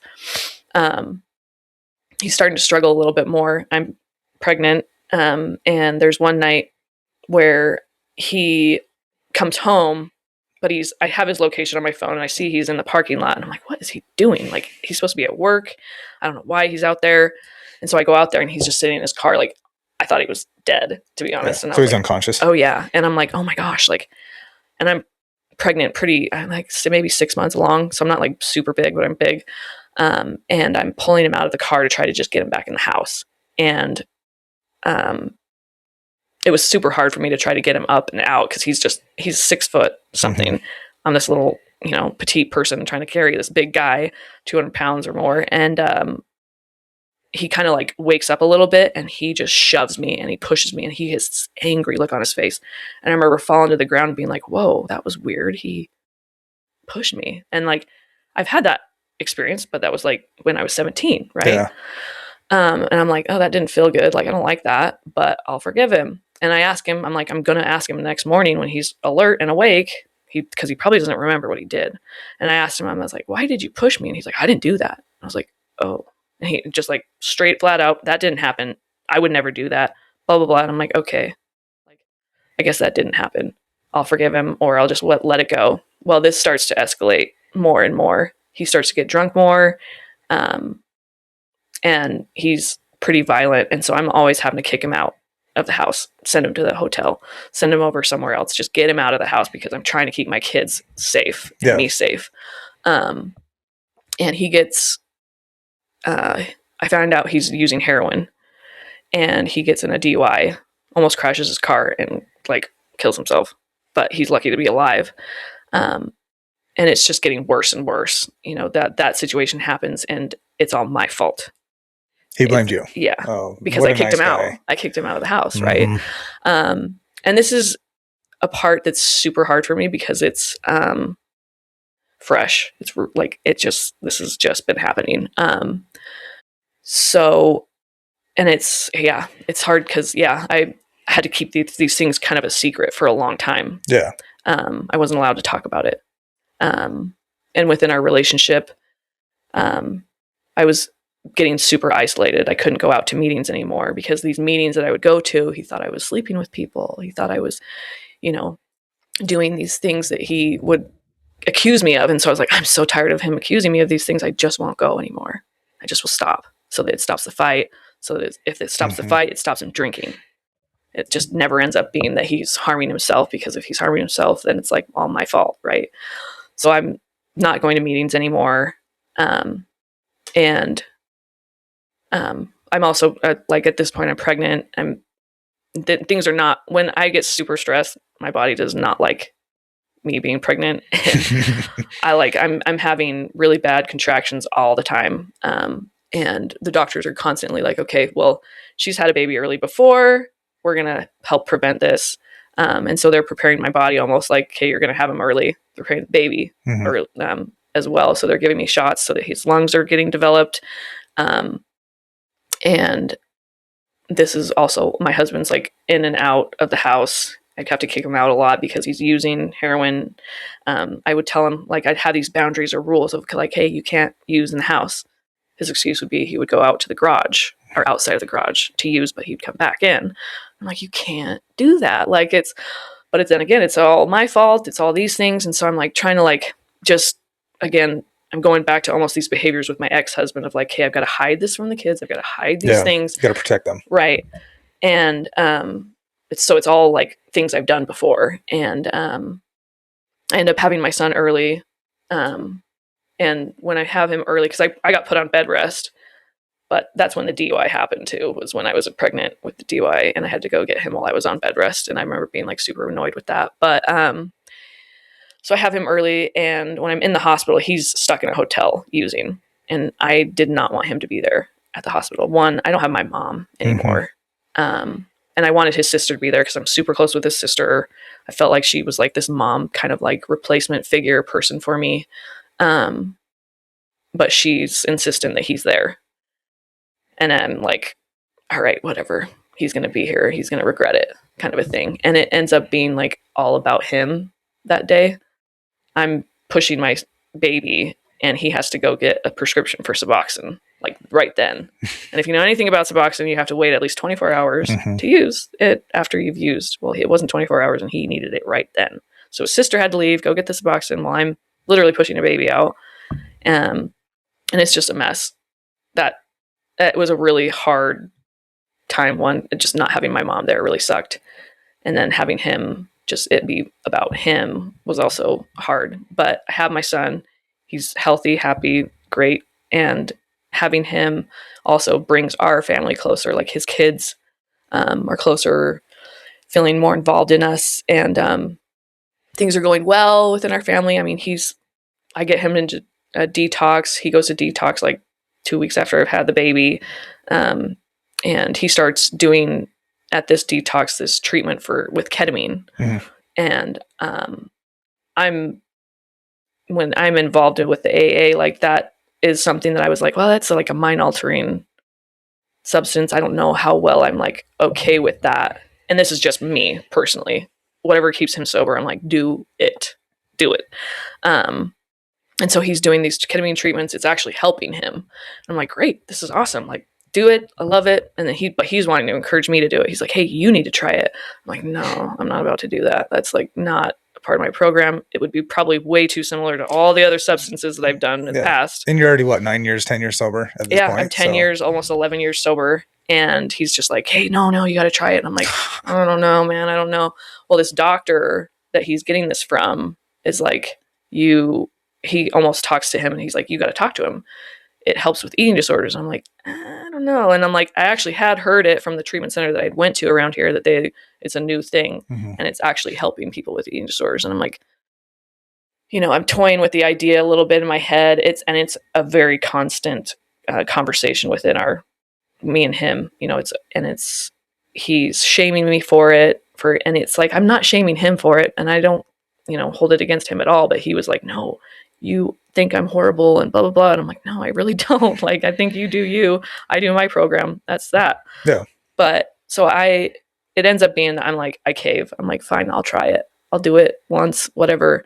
And it ends up helping. I'm like, oh my gosh, wow, that was actually pretty nice. But it was super mind altering. Like, I remember being like, well, that was like wild. But I'm like, maybe it will help. And so I'm doing it a couple more times and a couple more times. And this doctor's like, wow, this is like really cool because it's a different way that he does it. Yeah. It's different than I am. It's different than intravenously. He does it through the nose and back on this nerve. Anyway, so, but that's another weird subject of like, this doctor is prescribing it to us and there's he's just giving it to us. Yeah. He's showing up in parking lots, giving it to us this way. And I'm like, man, this is kind of sketchy. And like, I remember even texting him once and like, I took a picture of like the syringe or whatever and being like, hey, we're out or something like that. And I remember my ex-husband or my husband at the time, he was like, why did you text that? That's going to be like, and I'm like, is this a drug deal? Like, I didn't think I thought this was okay. Well, whatever. It was like, ends up being not good for me. Like, I don't like doing it. But I'm still thinking I'm like sober. But this is like, I'm 12 years sober now. And, I, am dabbling with that a little bit. And this was maybe in May and June. And then August hits and it's getting really, really bad between me and him. Like, he's not very kind. I'm like feeling super low self-esteem. My son's, I think he's 2, and things are just not well. Like, I'm feeling super alone, not connecting with anybody. Mm-hmm. I'm not allowed to talk to my dad about the things that he's doing. I'm not allowed to do really a whole lot of anything. But I'm like thinking this is normal, but it's also not normal. And I'm also entertaining the thought of like drinking, Mm-hmm. It was like to the point where it felt bad enough that a drink sounded pretty nice. And it was reminding me also a lot of the fact that when I was 14, something really bad happened to me. And what was it that comforted me then, was that. Yeah, the alcohol. And so I actually end up going and buying a bottle and drinking, and I'm hiding it from him. I'm hiding it from my kids. And we get into this fight that night, and he's just ripping on me, like saying all the horrible things to me, but I'm like taking it, I'm like, this is giving me like an up to our fights. I can take it. And I can also be kind of mean too, Mm-hmm. where I'm like, oh, I got like some strength in my bones or whatever. I'm not this like cowering person anymore. Well, he's telling me how ugly I am and how, just a bad person I am. He always used to say how bad of a person I was. And I just remember I had this big, beautiful mirror. And I remember looking at myself and being like, yeah, I am a freaking ugly person. And so I punched it, and like my whole hand was just bleeding, like cut really bad. And I was like, oh no, like that's not good. Why did I do that? I was like, what the heck? And so I go to the doctor, he stitches me up and he's like, what the heck happened? I was like, nothing, that's fine. He's like, okay, whatever. Anyway, so that was like a little weird eye-opening moment for me of like, I went to an extreme, right? To like Mm-hmm. harm myself, not only just with drinking, but it was like punching something. But I drank too. And not only did I drink, I lost what I felt like was my identity. I had 12 years sober. I almost had 13 years sober. And where did it go? It's gone. I go to a meeting and I'm like, man, I drank. Like, I let everybody know. And I just remember jaws dropping because people were like, whoa, Jessica's like, she was sober. Now she's not. Yeah. And I was pretty down and upset. And I remember feeling this like horrible shame around it. Like, man, I just don't know who I am anymore with this. As I'm driving home, I get home. And this was in the morning, I think, when I said this in this meeting, and then all these messages start popping up on my Facebook, like, hey Jess, are you okay? Hey Jess, heard you relapsed. I'm like, what? You weren't even at the meeting. Where's my anonymity? I'm like, I'm gonna drink over that. I am never going back to AA again. Yeah. And so I start drinking more and drinking more. And this, it escalates from August until I wait till around in June is when things get super bad. But in August I started drinking really heavily, and I'm also like drinking, but I'm like, oh, maybe I should like go to a different career.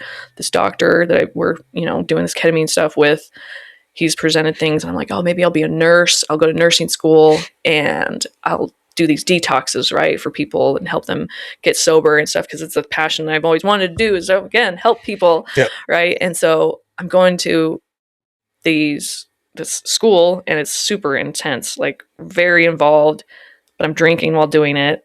I don't know how I'm like thinking I'm going to pass these classes. Well, all the while, this DUI that my husband had back, 3 years ago, it comes to a head. Like, it got pushed off for years, and I don't know why. It's like the courts were still catching up from 2020, right? Yeah. And they're like doing these online things or whatever. Well, it finally catches up. He has to go to jail, and I'm like, this is it. Like, I'm just so, like, I felt like something bad was really going to happen, and I didn't know what. I'm drinking. I'm going to drink like a lot while he's gone, because then he's not going to give me shit.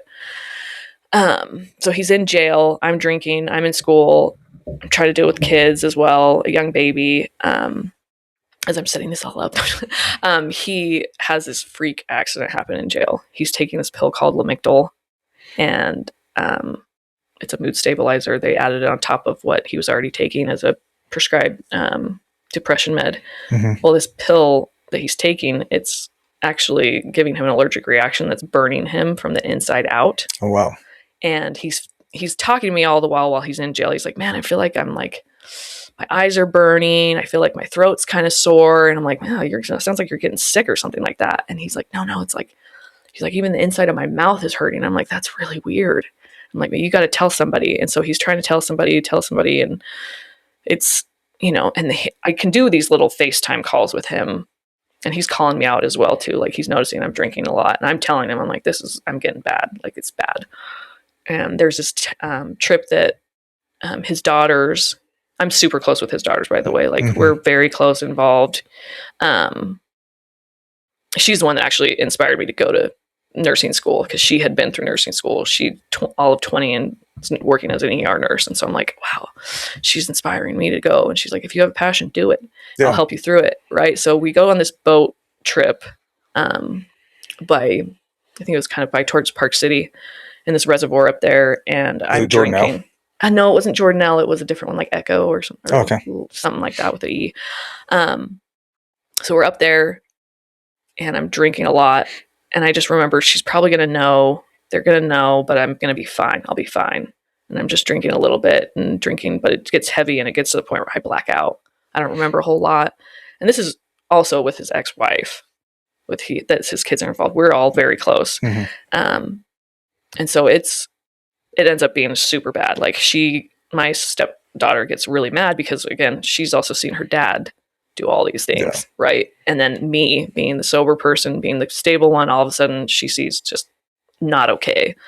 I was also driving too. And I've been driving while drinking, like nothing I had ever done before. Like, I was driving while drinking with my kids in the car, but I would always justify it being like, oh, I'm not that drunk, or I'm doing it just very mildly, not drinking as much right now. That ends up being a really bad time. She's like, calls my dad up, telling my dad, she's got to go to treatment. She's got it. She's like out of control. I'm like, wow, she's really freaking out about just one tiny drink. I'm trying to justify all these behaviors I'm really know I'm not doing well with. And our relationship is like severed bad at that mm-hmm. point. She's like cut me off from everything. And it really, really like affected me. I was really pretty sad about it. And then again, my husband's having this issue going on with him. It ends up being so bad to the point where I remember him calling me, and he's barely able to talk. And then a nurse actually gets on the phone, and she says, you got to get to the hospital now. And I'm like, what? And I'm drunk. So I'm like, I can't drive. Mm-hmm. And so I call my dad. I'm like, Dad, you got to take me to the hospital. There's something going on with like he's gotten taken out of jail in order to go to the hospital. Like, it must be pretty bad. So I get up there, and his whole face had been like almost melting. His chest was melting, like it was like bleeding so bad. Like, I'd never seen anything like it. He's on the burn unit of the Utah University Hospital. Mm-hmm. And they're like, this, whatever's happening, it's a syndrome called Steven Johnson syndrome. And he's there for 8 weeks, just tube down his throat, eye surgery, like lots of things. And like, it was like a touch and go kind of thing. Like, I didn't know if he was going to live. but again, I'm drinking, Mm-hmm. and that's comforting me. I'm just whatever. Like, hopefully he gets through this. Hopefully, maybe he doesn't. Maybe, I don't know. And so I'm drinking a lot, and he ends up pulling through, getting better. But it was I feel like he got out of there too soon, because he was still pretty, like, his eyes, whatever the pill did, burned his cornea, and so he had to have cornea transplant. He can't really see. His eyes are like stitched almost shut, Mm-hmm. and so I'm pretty much a nurse at this point. I feel like I'm like very involved. Like, I have to take him to doctor's office appointments. I've got to take care of him. He can't really eat very well because it's also damaged the inside of his throat, his mouth, his tongue, just everything. It's really bad. But he's also put on, like, when he was there, and I felt like the coma that he was kind of put in, it was on ketamine, and he was on morphine, all sorts of pain meds. He then gets home, and they're like, okay, well, you need to be on something, but we're not going to give you pain meds home. You got to get on like a methadone, go to a methadone clinic or a Suboxone place. Mm-hmm. And it's like, I just remember being like, that's going to be bad for him. Like, I don't like that, but whatever. And he even asks me, he's like, what should I do? And I was like, I don't want to be involved in that. Like, because one, I don't want to be the person that he's going to point at being like, it was you that caused me to do this. Because it just felt like that was always the scenario in the situation. And so he comes home, and I'm taking him to the methadone clinic as well, a lot. And this methadone clinic is giving him too much, but they keep giving him more. And he starts to, when he takes it, he pretty much dies.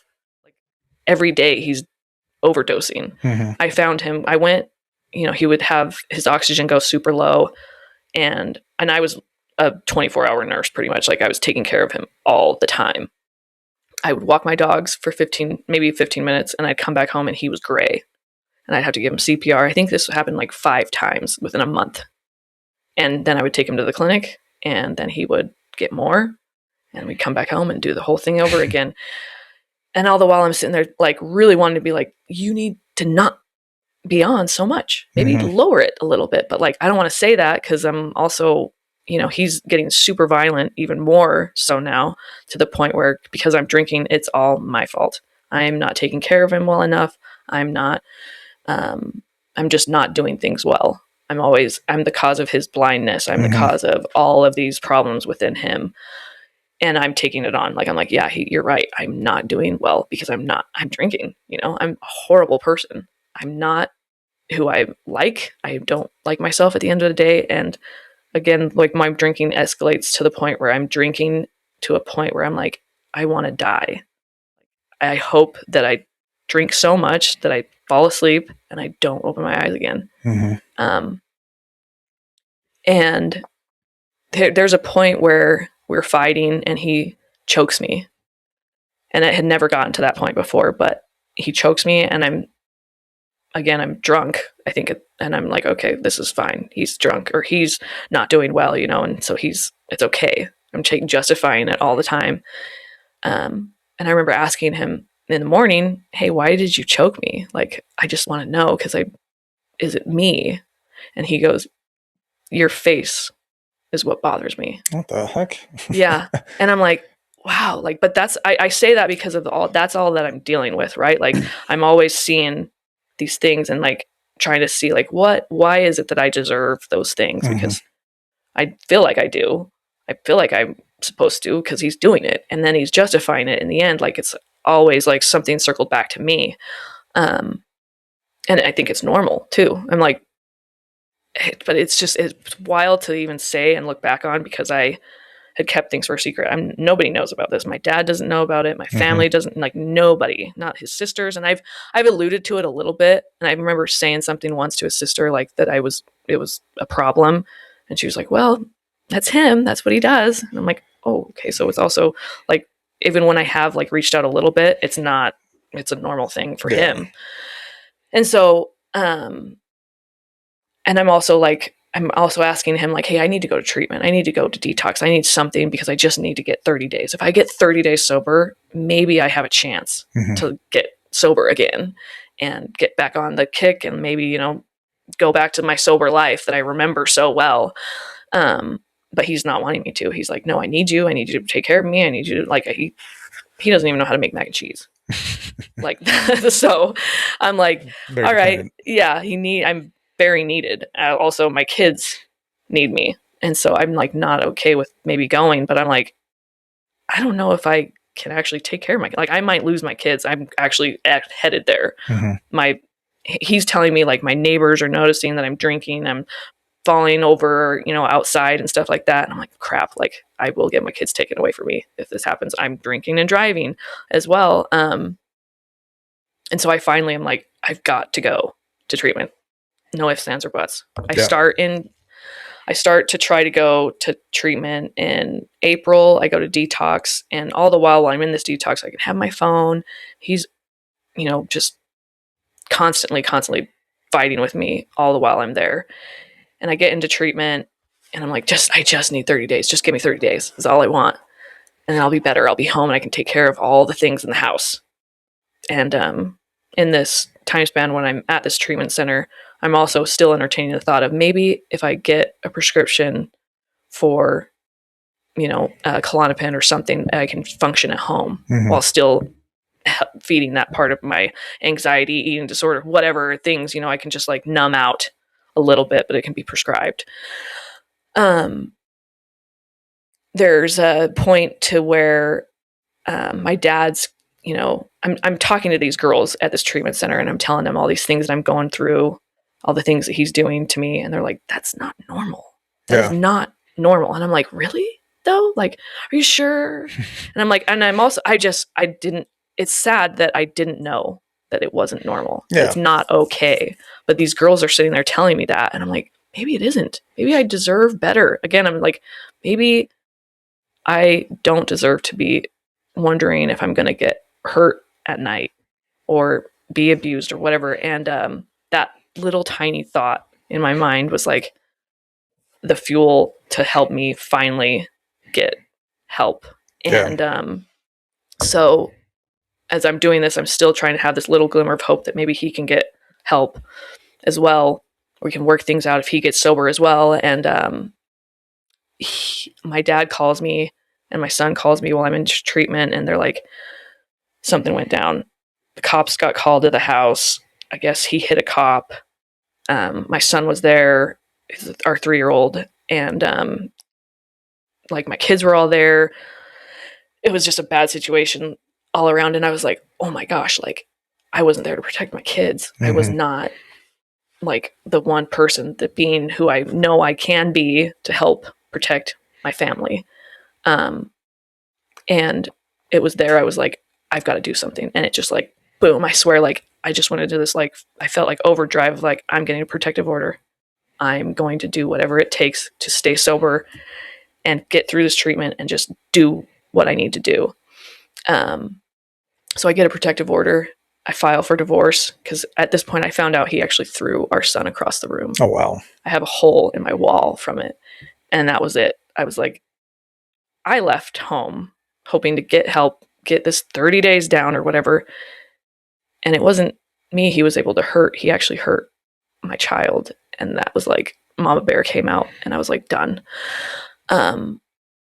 So I finally, all of that stuff, I'm getting this protective order. I'm getting into like really focusing on treatment, and I get involved. I'm getting in the program again of AA, and I'm like, nothing is going to stop me anymore. Like I'm tired of living this life of like trying to please other people, all while putting myself on the back burner. And me putting myself on the back burner has only hurt them, the people that I love and I care about. And so this is all in July of last year. So these are all like super fresh things. Yeah. And the first time I've ever actually talked about it, all that stuff. And he's a very well-known person in this area. And it's hard for me to share this knowing that it's going to be something that's like all out there. But at the same time, again, I'm at the point where I'm like, if I can help one person or one, you know, I had over a decade of sobriety. Yeah. And I went back out and to have to come back, especially in the rooms or just in general, it was I was only keeping myself out. Yeah. That shame, that guilt, it was only me. All the people that I am surrounded by now, they're like, oh my gosh, I'm so glad you're back. Like, so glad you're involved again. So glad you're here with us. And it's like, that's sad that I was putting myself in a place where I didn't feel like I belonged anymore when I belonged the whole time. Yeah. And so I'm hoping by like sharing the story of like the struggle of the, mess and things that I've gone through, it's like I can finally I'm finally okay with me, and I finally can look back and see like the struggle of the relapse that I had, I think finally brought me to the place where I'm like, I will never allow another person or another anything keep me from having a purpose in my life, having the potential that I have to ever go back out. And that, as hard as it was to go through all of that, I finally see like a light. I finally see myself again. I finally see that decade that I had didn't just disappear, didn't just go away. Like, I still have it. It's still all there. I'm grabbing all the things that I learned through all those, the death, the divorce, all the heartache of what I went through has only become and helped me who I am today. And that person is someone that I think, or I hope, that will strengthen and help somebody else that's out there right now feeling like they can never return, they can never come back, that they can never, get out of the situation that they're in, where it's like all it took was just someone saying to me, that's not normal. You deserve better. And it was like, maybe I did. That little tiny piece of like hope gave me something that can catapult me into something I can go through now. Yeah, that's a story. Yeah, that's a story. So I usually ask people too, like, what was your why, right? But you gave me, you kind of said the whys, you gave those in your story. But let me ask you this one: if you could say one thing to someone who's going through an abusive situation, just like what you went through multiple times, what advice would you give them today? For me, I think I wouldn't be ashamed of talking about it. I wouldn't be ashamed of at least having one person be a safety, because I felt like I couldn't talk about it.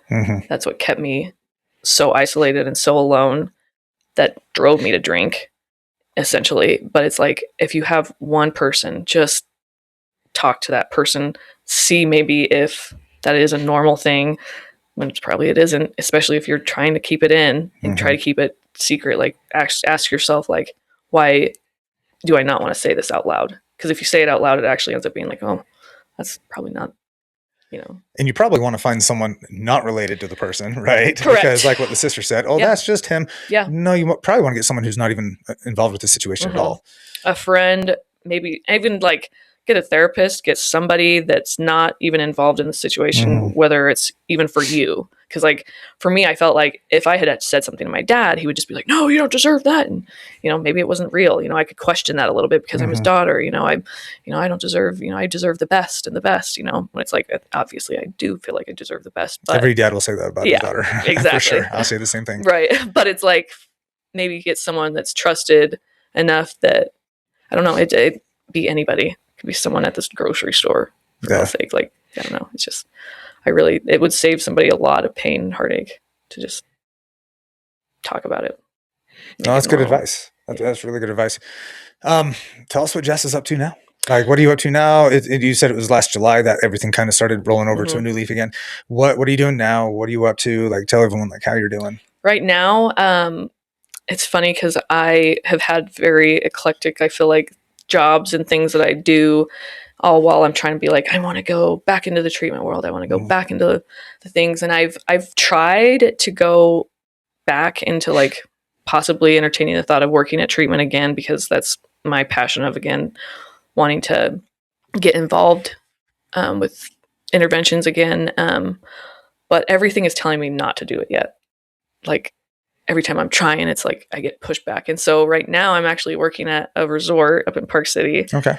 And I work with kids, and these kids are like the coolest, like it's the funnest job ever, because I get to be with kids that they're just so resilient and so curious and fun, that like some of them have never seen snow before, and they've never seen mountains before. And it's like I get to go share this experience of where I live every day and see a beauty in the world.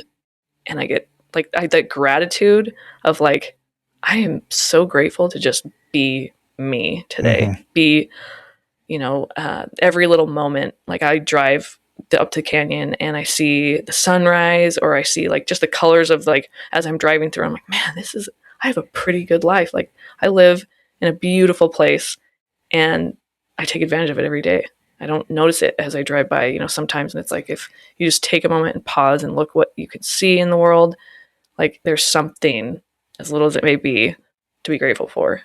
And so I'm doing that. And then I'm a phlebotomist as well. So I'm like just kind of doing my own thing, but it's all the things that I'm like trying to stay humble with as well. Like it's not what I want to do. It's not where I want to be. It's not a career that I thought I would have, but I'm just doing it just to put food on the table, just to be like present in the world. Yeah. Transition back. Yeah. Well, that is awesome. Thanks so much for taking the time and coming and telling your story and reaching out to me and letting me know that you wanted to do it. It was awesome to hear it. And, good luck with everything.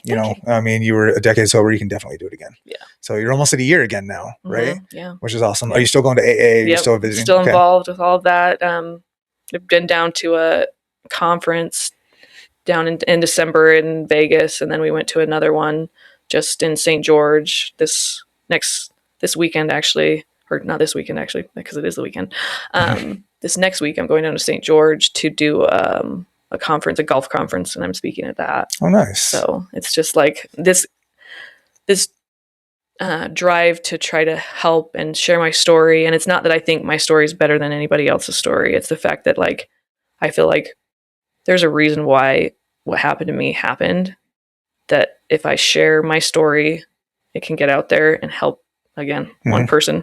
Yeah. And so it's funny how it's working, because it's like the things that I wanted to do, my passion, that dream that I always had of sharing, going to schools, going to things, speaking in things. It's like it's finally happening, but it's slowly happening. And things happen slow. Yeah, you're right. It's like, but it's all happening slowly, so that I'm grateful for every moment that I have in doing it. Because if it came fast, I'd probably be like, well, that was me. I did that. Yeah. And it's not me. Yeah, trust me, this podcast is still going slow too. But it's right. It's building. Yeah, thank you again. And it's awesome. Good luck in your journey. Thank you. I appreciate you coming and telling your story, and hopefully it does help one person and that someone's watching. And thank you guys for watching. We'll see you guys next time.